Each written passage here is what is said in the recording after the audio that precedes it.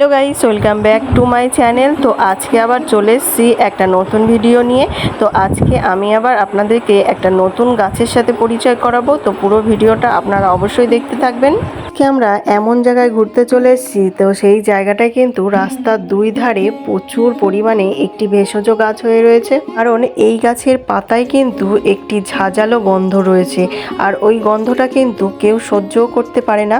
কিন্তু তবুও এই গাছটি কিন্তু একটি ভেষজ গাছ। এই গাছের প্রচুর উপকারিতা রয়েছে। গ্রাম বাংলায় এই গাছটি বহু বছর ধরে লোকজ চিকিৎসায় ব্যবহার হয়ে আসছে। এই গাছগুলোকে কিন্তু অনেকেই পছন্দ করে, অনেকে কিন্তু অবহেলা করে চলে যায়। এটার নাম গন্ধবাদালি, অনেকে ভাদলি পাতা বলে থাকে এবং জায়গা ভেদে এর অনেক নাম রয়েছে।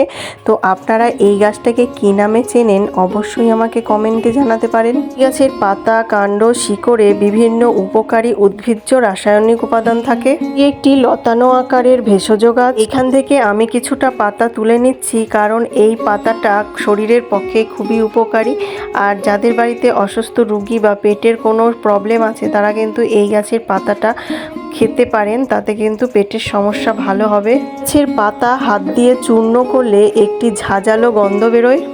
সাধারণত বর্ষাকাল বা আর্দ্র পরিবেশেই এই গাছ ভালো জন্মায়। তো দেখতেই পাচ্ছেন এই এলাকাটায় কিন্তু এই গাছ প্রচুর পরিমাণে হয়ে রয়েছে।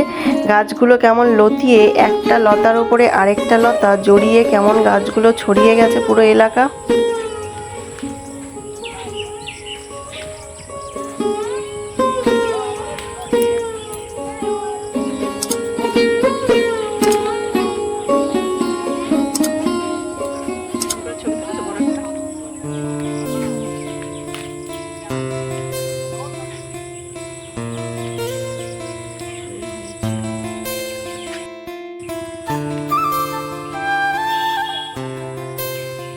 কিন্তু এখান থেকে অনেকগুলো লতা তুলে নিয়েছি আর কিছু পাতাও তুলে নিয়েছি।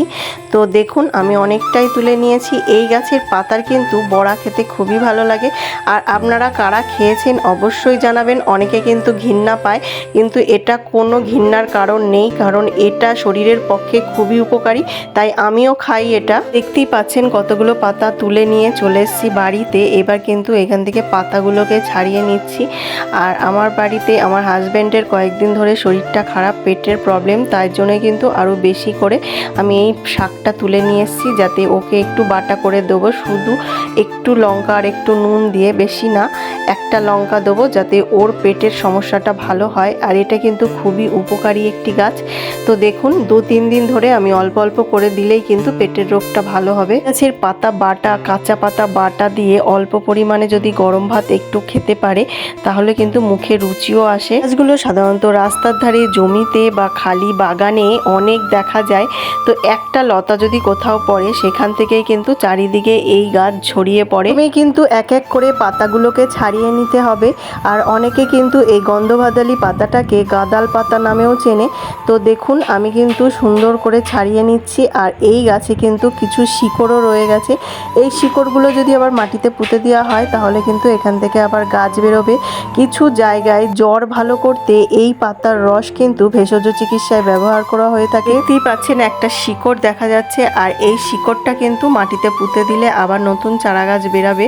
তো আপনারা এই গাছটা দেখেছেন নাকি কখনো অবশ্যই আমাকে কমেন্টে জানাবেন। আর এই গাছের উপকারিতা সম্পর্কে কিছু জানা থাকলে অবশ্যই কিন্তু আমাকে কমেন্ট করে জানাবেন যে এই গাছের আর কি উপকারিতা আছে। এছাড়া আপনার এলাকায় এই গাছটির কি নাম রয়েছে সেটাও জানাতে ভুলবেন না। এই গাছের পাতাটা কিন্তু একটু ডিম্বাকার এবং গাঢ় সবুজ হয়ে থাকে।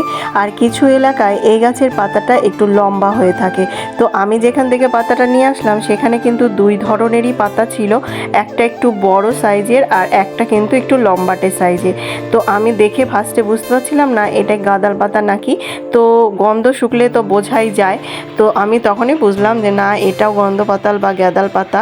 তো দেখুন পাতার উল্টো দিকটা কিন্তু গাঢ় সবুজ মসৃণ এবং নিচের দিকটা কিন্তু হালকা সাদাটে ভাব রয়েছে। এটা কিন্তু কাঁচা বাটা খেলেই কিন্তু পেটের কিন্তু খুব তাড়াতাড়ি সমস্যা ভালো হয়। তো আমি পাতাগুলোকে খুব ভালো করে ধুয়ে নিচ্ছি। আর কোনো জিনিস ব্যবহার করার আগে অবশ্যই কিন্তু ডাক্তারের পরামর্শ নেবে। এছাড়া খুব ভালো করে ধুয়ে নিয়ে তারপরে জিনিসটা ব্যবহার করা উচিত। তো দেখুন আমার যেহেতু হাজব্যান্ড খাবে, ওর পেটের সমস্যা, ওই জন্য কিন্তু আমি একটু একটা লঙ্কা ওর মধ্যে দিয়েছি আর একটু নুন দিয়ে শুধু বেটে গরম ভাতের সাথে খেলেই কিন্তু আপনাদের পেটের যে কোনো সমস্যা, আমাশা, এছাড়া জ্বর, পেটের গ্যাস, অম্বল ভালো হবে। বাটা পেটের বদ হজম, অস্বস্তি কমাতে খুবই উপকারী। তো দেখুন আমার বাটাটা হয়ে গেছে আর আমার হাজব্যান্ডকে কিন্তু খেতে দিয়ে দিয়েছি।